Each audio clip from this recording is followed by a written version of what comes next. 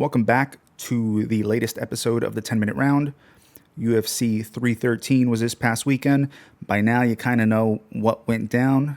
Magomed Ankalaev is now your light heavyweight champion. We're going to talk about that. We're going to talk about what's next for the winners and losers of the card. We're going to get right into it.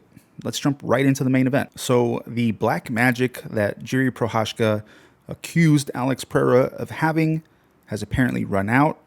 Magomed Ankalaev is now your champion. He beats Alex Pereira, but he was able to become middleweight champion. He moved up to 205. He was able to become the 205 champion. And he kind of got fortunate enough to do it in a way where most of the guys he faced were predominantly strikers. They were a little one trick themselves. Magomed Ankalaev, on the other hand, was like the first guy that he's had to fight that is actually a well-rounded mixed martial artist. And even though he's like Dagestani, he's not this like dominant wrestler. He's actually a kickboxer himself. And I was actually surprised how well he did in the stand-up against Alex Pereira. But a lot of that was based on the fact that the threat of the takedown was always there. Even though he didn't take Alex Pereira down a single time, the threat of the takedown is actually what won him the fight. He was able to put enough pressure on Alex that Alex was moving backwards. It's hard for a guy like Alex to move forward in a fight when he thinks he's going to be taken down. And that is why Magomed Ankalaev was able to have so much success on the feet against Alex Pereira. Magomed Ankalaev also did a great job of negating the weapon that is the calf kicks by Alex Pereira. He was standing southpaw for most of the fight, which means that for Alex to land those calf kicks, he's got to hit him. He's got to swing with his front foot, and it just doesn't generate the same amount of power as doing it with the rear leg. And by negating the calf kicks, by threatening the takedown, Magomed was able to walk Alex Pereira down. He essentially outstruck him, and yes, he did hold him up against the fence. But look, man, I'm an MMA purist. If somebody's plan is to hold you up against the fence, it's up to you to do something about that. Personally, I don't think this was a robbery. I thought that Magomed Ankalaev won the fight. So what's going to be next for these guys? We've already talked about doing an immediate rematch. Honestly, I think that's the best thing to do. Like, who else is there to fight at 205 right now? There's not really another clear-cut contender, so we might as well do the rematch. I don't know how different the second fight's going to go, but maybe Alex will be a little more aggressive this time around. In the co-main event, the old Rock'em Sock'em robot Justin Gaethje defeated Rafael Fiziev by decision.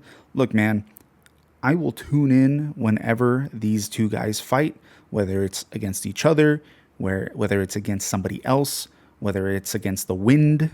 I don't care. I'll always check it out. These two guys are extremely exciting to me. And for Justin Gaethje, he went out there and he had to prove that he was still that dude. The last image that we have of Justin Gaethje was him getting brutally knocked out by Max Holloway. Justin Gaethje had to go out there and show us that he still had that dog in him. Rafael Fiziev, on the other hand, I don't think he loses any points in this one as far as like his standing with the UFC. He took the fight on short notice. It was actually competitive. I had Rafael winning the first round, and I honestly had him winning the second round up until he got dropped by the uppercut. He almost won the fight. By the third round, you could tell that he kind of ran out of gas, though. The dude took the fight on 2 weeks' notice. He just didn't have the cardio to go 3 rounds, and big ups to Justin Gaethje for taking advantage of that. So what's next for Rafael Fiziev? I feel like before his first Justin Gaethje fight, he was knocking out people left and right. He had wins over guys like RDA. He had a win over Renato Moicano, who just fought for the title.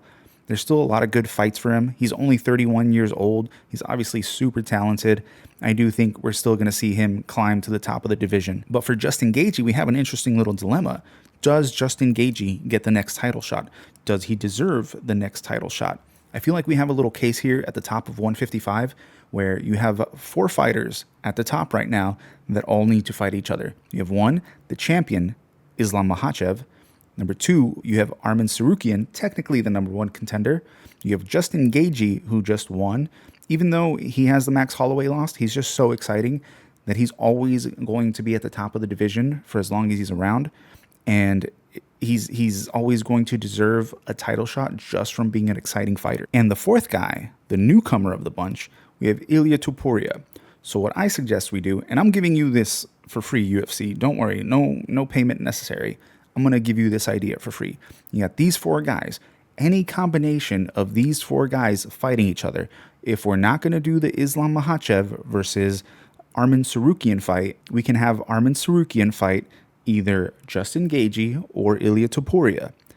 We can have Islam fight Justin Gaethje or Ilia Topuria, and whoever wins these two fights can go on and fight each other. You're welcome. That is your plan for the 155 division for the rest of the year. I got you. Don't worry. As for the rest of the card, I'm going to kind of go from the bottom to the top because I got to shout out the first fight of the night. If you did not watch it, it was one of the best fights on the card. It was the direct contender for fight of the night to the Justin Gaethje fight. It was Ozzy Diaz versus, I think his name was like Jordan Santos. Dude grew up in like a dog kennel, I think they were saying on the broadcast. Even my dog won't go in his kennel. So the fact that this dude grew up living in one is pretty gnarly. It was a great little fight. Check it out if you didn't get to watch it. After that, we got a couple of finishes. Carlos Leal absolutely steamrolled Alex Morono. He went in there and just disrespected Alex Morono's game. He was just like, I'm going to come at you and I'm going to put you away, and there's not a goddamn thing you can do about it. Bruno Ferreira tapped Armen Petrosyan. You know, you tapped the kickboxer. Good for you. On to the next one. Joshua Van brought the strategy into his fight that Alex Pereira should have used in the main event. Joshua Van fought a very talented wrestler in Ray Tsuruya, I think his name was. Yeah, that's it. And what Joshua Van did is he defended most of the takedowns. Now, dude was a talented wrestler. He was still able to take Joshua Van down with some tricky takedowns. There was an arm drag at one point. But for the rest of the fight, every time Joshua Van got taken down, he was able to get right back up. And every time he was on the feet, the fight was on the feet. He was pressuring his opponent. He was in his face. He was throwing strikes. He was landing stuff. It made it so that he was clearly winning the fight. I was incredibly impressed by Joshua Van's cardio. Like, dude did not get tired. There was a lot of grappling in this one, a lot of defensive grappling. Usually that wears dudes out. But every time the fight got back to the feet, dude was in his opponent's face. He was pushing the pace.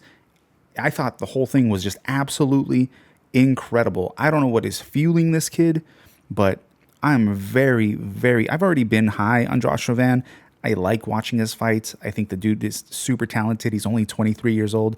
I am very excited to see where this kid's career goes from here. If you haven't watched this kid fight, I highly, highly, highly recommend you watch him fight. The dude is a problem. He's going to be a problem. He's going to be at the top of the division in no time, especially because he fights very frequently. He's fighting every few months. The kid is just, he's must-see TV. You got to watch this kid fight. As far as the main card was concerned, Mauricio Rufy just already giving us, come on, like he's giving us an early Christmas gift. He's already putting in his bid for knockout of the year. Like, that spinning kick was nasty. It was nasty. The thing with Bobby Green is, like, Bobby Green's a very talented fighter, but Bobby Green is getting up there. He's getting a lot older now. And his style is so dependent on being fast and having great reflexes. And it's worked out great for him in his career. He's a very tricky dude to strike against. But as he's getting older, even though he's like still this supreme athlete, he's obviously like an incredible athlete. It's just that like half second slower, not even that half second, like that quarter second slower. And he's getting caught by shots like this. I do think he's kind of on the downslope of his career, especially because of the style that he brings into the cage. I know he's going to give us a few more fights. He already came out and said that he's not going to retire. You know, I don't know what's next for him. We can still get some exciting fights out of Bobby Green, but it's for sure like a career that is winding down. And as far as Mauricio Rufy is concerned, the Fighting Nerd gym is just out of control. With his win, that puts that gym at 18-0 in the UFC. That is wild. Like, all these guys are becoming stars. All these guys are fights that you got to tune in for. It's amazing. Like, it's not only are they winning, but they're all the other guys in the Fighting Nerds are out here saying that Mauricio Rufy is like the best out of all of them. So I imagine he's just going to do what they're all doing. He's going to stay active. He's going to keep winning fights. He's going to keep giving us highlights. I'm honestly debating. I don't know if you've seen it. It's been popping up on my Instagram a lot, but they're selling a yellow Fighting Nerd hoodie, and I'm strongly considering buying it, even though I've never worn yellow in my entire life. I think I'd look like a big fucking banana if I wore it, but they keep winning fights like this. I'm going to buy that hoodie. Ignacio Bahamondes went out there and he retired Jalen Turner with a triangle choke. As far as Jalen Turner's concerned, if he wants to retire, I think we just got to go ahead and let him do it. He has terrible fight IQ. I think he's now 14-9. He's a 6'3" lightweight. Like, being that big is just a huge advantage in fights, but for some reason, the dude just goes out there and snatches defeat from the jaws of victory. He's out there, he's winning fights, and then he just figures out some way to lose them. Even in this fight, the triangle choke, it wasn't like some slick, quick triangle choke that caught him by surprise. You kind of saw it coming. You saw it coming. He kept throwing himself into it, and eventually he got tapped by Bahamondes. If you're going to retire, if you feel like your heart's not in it, then just go ahead and do it. On the other hand, for Ignacio Bahamondes, for old Nacho himself, dude is now ranked at lightweight. He's number 15. Any lightweight that has just a huge size advantage, the way Bahamondes does, the kid is talented on the feet. The kid can grapple. He's still young. Like, the kid's going to be this little chunk of lightweights that are like from like 10 to 15 that are like kind of younger guys that are breaking into the division. You're going to see these guys climb into the top 10, and a lot of these older guys are going to be kind of ushered out. And there's a good chance that Ignacio Bahamondes is going to be one of those guys at the top. So that's it for my recap of UFC 313. I kind of said everything that I was going to say. We have a fucking terrible card this weekend. It is headlined by Marvin Vettori and Roman Dolidze. It's a rematch from 2 years ago, a rematch that nobody asked for. The card itself is very light on name value. It doesn't mean that there won't be good fights. Like I always say, we might still see some good knockouts and stuff, but as far as like name value, it is extremely weak. That's like we had one good card sandwiched between two kind of weaker cards, which is a shame, But this is the era that we're in right now. So I don't give a shit about the Marvin Vettori versus Roman Dolidze fight. Am I going to watch it? Yeah, probably. I'm going to expect another Marvin Vettori decision, 5 rounds.